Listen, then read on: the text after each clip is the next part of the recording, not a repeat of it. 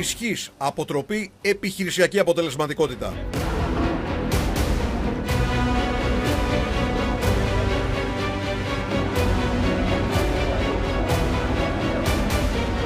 Το πολεμικό ναυτικό πραγματοποίησε με επιτυχία μεγάλο αριθμό βολών κατευθυνόμενων βλημάτων επιφανείας-επιφανείας και επιφανείας-αέρος από φρεγάτες και πυραυλακά τους στο πλαίσιο του ετήσιου προγράμματος επιχειρησιακής εκπαίδευσης των μονάδων του Αρχηγείου Στόλου.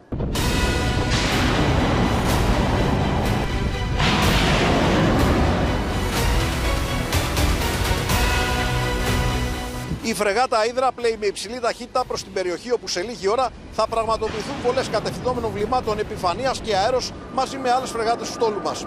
Με τις κατάλληλες τακτικές και το υψηλό επίπεδο εκπαίδευσης, το πολεμικό ναυτικό μπορεί να εγγυηθεί αποτροπή έναντι οποιασδήποτε απειλής όποτε απαιτηθεί.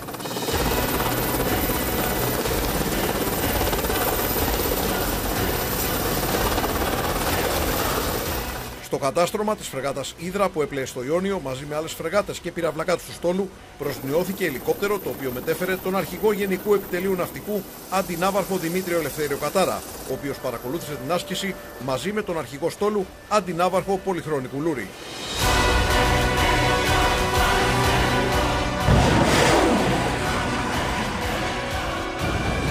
Το σύνολο των μονάδων επιφανείας έλαβε θέσεις μάχης με τη φρεγάτα Σπέτσε να ανοίγει την αυλαία της άσκησης με βολή βλήματος επιφανείας αέρος ESSM.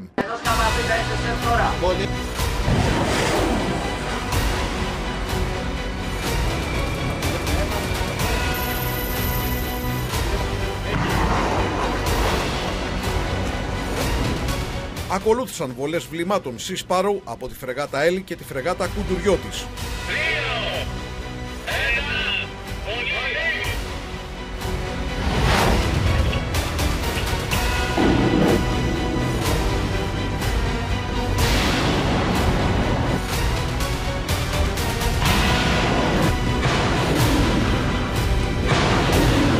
Οι πυραυλάκατοι Βλαχάκος και Ρίτσος τύπου Super Β εκτέλεσαν βολές βλημάτων RAM σε σενάριο υψηλής δυσκολίας εναντίον μη επανδρωμένου αεροχήματος που εξομοίωνε ένα αέρια απειλή σε άμεση εγκύτητα.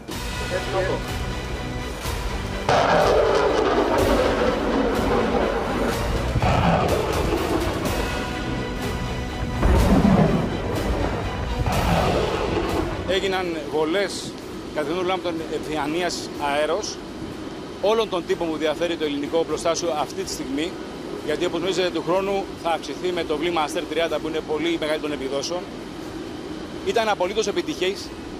Οι στόχοι, μάλιστα, ένας από των στόχων κατερρίφθη με βλήμα τηλεμετρίας, που σημαίνει χωρίς κεφαλή μάχης. Μετά την κατάρρευση των εναέριων στόχων, οι βολές συνεχίστηκαν με την εξαπόλυση πυράβλων Χαρπούν από τις φρεγάτες Έλλη και Λίμνος.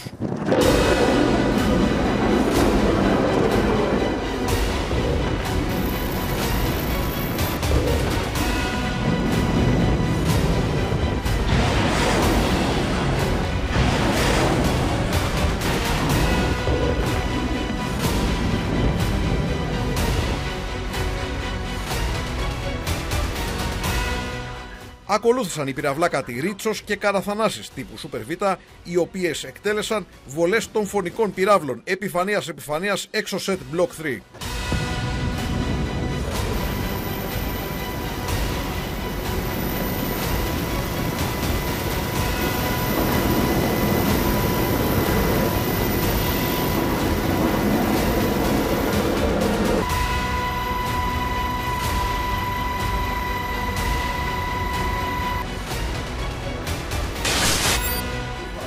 Είμαστε απόλυτα ικανοποιημένοι και θέλω να συγχαρώ όλα τα κλιμάκια του πολεμικού ναυτικού τα οποία συμμετείχαν σε αυτή τη δραστηριότητα. Γιατί πέραν της αξιολόγησης του βλήματος συμμετέχει ένας ολόκληρος μηχανισμός όπως είναι το προσωπικό που προετοιμάζει τα βλήματα, το προσωπικό που προετοιμάζει τους στόχους, το προσωπικό που συμμετέχει στη σχεδίαση, την προετοιμασία και τον συντονισμό των βολών, οι οποίες είναι πολύ σύνθετες και απαιτούν συνεργασία και συντονισμό με την Υπηρεσία Πολιτικής Αεροπορίας, με το λιμενικό σώμα, με την πολεμική αεροπορία. Τα πληρώματα των πυραυλακάτων επέδειξαν αξιοθαύμαστη ναυτική ικανότητα, αφού αντιμετώπισαν αντίξωες συνθήκες στην περιοχή της άσκησης με κυματισμό 7 μποφόρ. Αυτό ήταν ένα πολύ σύνθετο σενάριο. Προηγήθηκε μια διαδικασία μηνών και απαιτήθηκε πολύ μεγάλο συντονισμός στο πεδίο. Και αυτό που με κάνει εμένα υπερήφανο και θα πρέπει να ανεβάσει και το ηθικό όλων είναι ότι τόσο οι στόχοι βυθίστηκαν, όσο και τα βλήματα απέδωσαν ακριβώς όπως αναμενόμενο, ενώ το προσωπικό των πλοίων πρέπει να είναι υπερήφανο και να έχει εμπιστοσύνη στις διαδικασίες που ακολουθούμε, γιατί όλα ήταν απόλυτα επιτυχή. Τα αποτελέσματα των βολών είναι δύο. Πρώτον, κατεδείχθη η συντριπτική ισχύς πυρός που διαθέτει το οπλικό μας δυναμικό, λαμβάνοντας υπόψη ότι οι στόχοι στους οποίους βάλαμε δεν υπάρχουν πια στην επιφάνεια της θάλασσας. Και δεύτερον, κατεδείχνει το υψηλότατο επίπεδο μαχητικής ικανότητας των πληρωμάτων του στόλου. Οι εκτοξεύσεις πραγματοποιήθηκαν σχεδόν ταυτόχρονα από τις μονάδες επιφανείας σε μια εντυπωσιακή διαδικασία που ολοκληρώθηκε λίγα λεπτά αργότερα με τη βύθιση όλων των προκαθορισμένων στόχων. Αυτό που κάνουμε το κάνουμε σωστά και το κάνουμε με απόλυτη επιτυχία. Όταν οι στόχοι βυθίζονται, τότε νομίζω ότι κανείς δεν θέλει να βρεθεί στις θέσεις του στόχου.